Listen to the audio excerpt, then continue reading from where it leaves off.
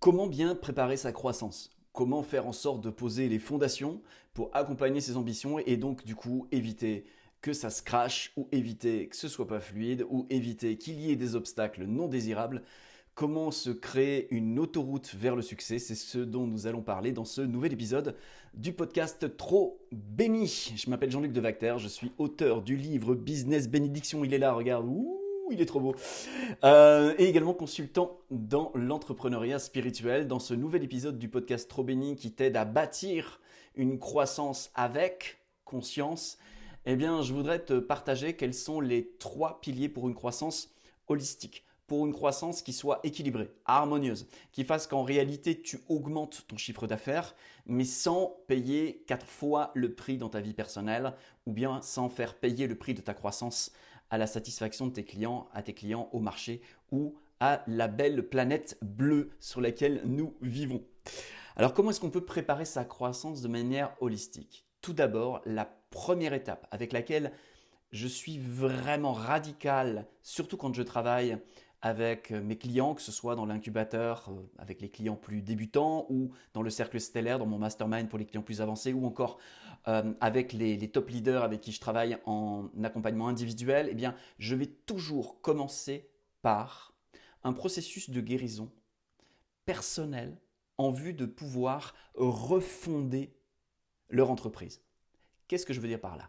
Lorsque nous créons une entreprise, un petit peu de la même manière que lorsque nous avons un enfant, nous lui transmettons comme un code génétique qui correspond à notre niveau de conscience au moment où nous la créons, à nos aspirations au moment où nous la créons. Nous avons comme une espèce d'idée, d'intention, d'objectif avec cette entreprise et cette entreprise, un petit peu comme un très bon chien, va aller chercher le nonos qu'on lui a lancé devant. Ça, il faut vraiment le comprendre. C'est-à-dire qu'au moment où on crée notre entreprise, il y a quelque chose qui est scellé à cet endroit-là. Alors la bonne nouvelle, c'est qu'on peut refonder son entreprise. C'est qu'on peut réinitialiser cela. Pas n'importe comment, je vous en parlerai un petit peu plus tard. Ce qu'il faut bien comprendre, c'est que ce qui est au point de départ sera à l'arrivée, ce qui n'est pas au point de départ n'a aucune chance d'apparaître. Trop souvent, dans les clients que j'accompagne, je vois des personnes qui ont des beaux postes salariés et puis en ont marre et ils veulent lancer leur business et ils veulent avoir un métier qui a du sens. Ils veulent contribuer. Ils veulent servir à quelque chose. Et ils oublient de mettre au point de départ de leur aventure entrepreneuriale l'argent. Alors, ils vont développer leur activité, ça va être quelque chose d'extraordinaire, c'est quelque chose qui va apporter énormément de valeur. Mais quand vient la fin du mois, ils se disent mais où se trouvent mes clients, où se trouve l'argent, j'arrive pas à monétiser, ou alors j'arrive pas à aller chercher suffisamment de clients. Tout simplement parce qu'à l'origine de leur entreprise, ils n'ont pas mis l'argent, ils n'ont pas mis le succès, ils n'ont pas mis le nombre de clients qu'ils voulaient servir. Il manque une information au point de départ.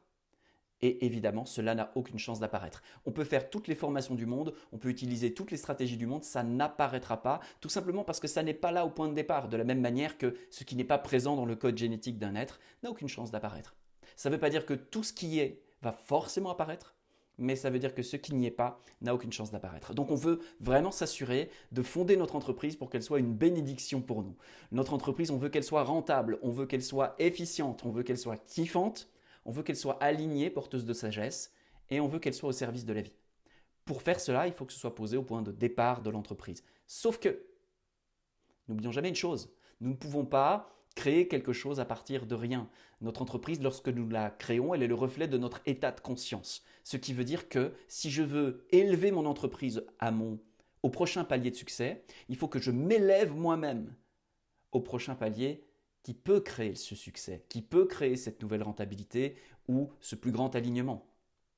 Pour faire cela, il va être nécessaire de pratiquer l'introspection. C'est une des stratégies dont je parle dans mon livre parce que je pense que c'est extrêmement important de pratiquer l'introspection de manière à aller débusquer les freins, à aller ouvrir de nouveaux horizons pour ensuite pouvoir en faire bénéficier notre entreprise et donc ultimement nos résultats.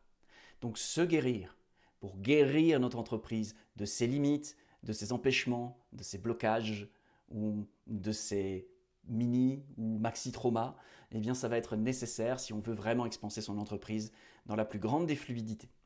Premier pilier donc de comment est-ce qu'on peut installer une croissance qui soit vraiment holistique, qui vraiment regarde dans toutes les directions, à 360 degrés. Deuxième pilier, c'est s'autoriser. Je peux avoir des objectifs très élevés et je peux les atteindre en forçant, en y allant à fond, en me motivant. Et je peux y arriver. Parfois, j'y arrive pas, mais je peux aussi y arriver. Mais ça ne veut pas dire pour autant que derrière le prix à payer ne va pas être conséquent. Une de mes clientes a eu, après sa meilleure année, après avoir touché le million d'euros de chiffre d'affaires, ce qui pour elle était un cap vraiment important, elle a vécu juste derrière une forme de burn-out, dépression, en tout cas quelque chose qui a fait que son énergie s'est écroulée et son business s'est écroulé avec son énergie bien évidemment. Donc elle a été capable en forçant d'atteindre des résultats, mais derrière elle a payé le prix fort. On ne veut pas ça. Et pour qu'il n'y ait pas de résistance, que ce soit interne, inconsciente ou externe, bien souvent qui sont le reflet de résistance interne, quand on étudie un petit peu cela en profondeur, eh bien, pour faire cela, il va être important de s'autoriser, de travailler à l'autorisation, de vérifier qu'on est bien en train de s'autoriser. C'est bien OK pour moi de servir 10 fois plus de clients. C'est bien OK pour moi de générer 3, 4 fois plus de chiffre d'affaires. C'est bien OK pour moi de vivre cette aventure de croissance. Parce que parfois, il y a des personnes qui disent « je veux croître, je veux croître, je veux croître ». Et ça, c'est ce que je peux faire en individuel. Moi, à l'intérieur, quand je les écoute, j'entends bien en fait que ce qu'elles disent, c'est pas « je veux croître, je veux croître, je veux croître ». Ce qu'elles disent, c'est « je voudrais tellement que ce soit plus fluide ». Alors, je vais travailler avec elles à rendre les choses plus fluides. Pour qu'une fois que ce soit posé de manière fluide, elles s'autorisent la croissance qui va avec. Donc s'autoriser, c'est super important parce que ce que je ne m'autorise pas, et c'est parfois vraiment très profond dans l'inconscient, je vais y résister de toutes mes forces. Donc je vais inventer des collaborateurs qui ne rendent pas le travail à temps, je vais inventer des bugs, je vais inventer les stratégies qu'il ne faut juste pas appliquer, je vais faire plein de choses ou prendre des tas de décisions qui vont me permettre de ne pas atteindre les objectifs parce qu'à l'intérieur de moi, je ne m'autorise pas cela. C'est le deuxième pilier sur lequel il est important de travailler si on veut vraiment avoir une croissance à 360 degrés. Le troisième et dernier pilier dont je voudrais te parler dans cet épisode du podcast Trop Béni, c'est choisir. On n'a pas les résultats qu'on espère, dont on rêve, sur lesquels on fantasme. On a les résultats que l'on tolère. On a les résultats que l'on tolère. Inconsciemment, bien sûr, encore une fois, pas la peine de se culpabiliser ou pas la peine de se rendre responsable à des niveaux conscients. Inconsciemment, quelque part est inscrit une tolérance à quelque chose. Une tolérance qui fait que ça se révèle dans notre vie exactement comme cela. Alors, heureusement, on peut challenger ce statu quo et on peut le bouger. Comment est-ce qu'on fait ça? Eh bien, en posant un choix non négociable. Ceux qui travaillent avec moi savent que c'est vraiment mon leitmotiv. C'est l'élément, je dirais, central de mon accompagnement et de mes enseignements. C'est l'art de générer, de créer, de forger des choix non négociables. J'ai créé le protocole CALL, un protocole d'auto-coaching en 21 étapes qui permet justement de transformer sa vie petit à petit en posant des choix non négociables et son business par la même occasion. Et ce qui n'a pas été choisi ne sera pas. Donc ce qui est toléré va se manifester et si nous voulons changer cela, on va devoir passer par un processus de choix non négociable. C'est-à-dire par une transformation, par une évolution, par un cheminement qui va nous amener peut-être à apprendre des choses, à développer des compétences, à avoir des prises de conscience et qui vont nous permettre de manifester naturellement le nouveau niveau de succès auquel on veut accéder. Ce sont les 3 piliers d'une croissance holistique qui vont vous permettre de l'intérieur vers l'extérieur de générer une croissance qui va être une bénédiction pour vous.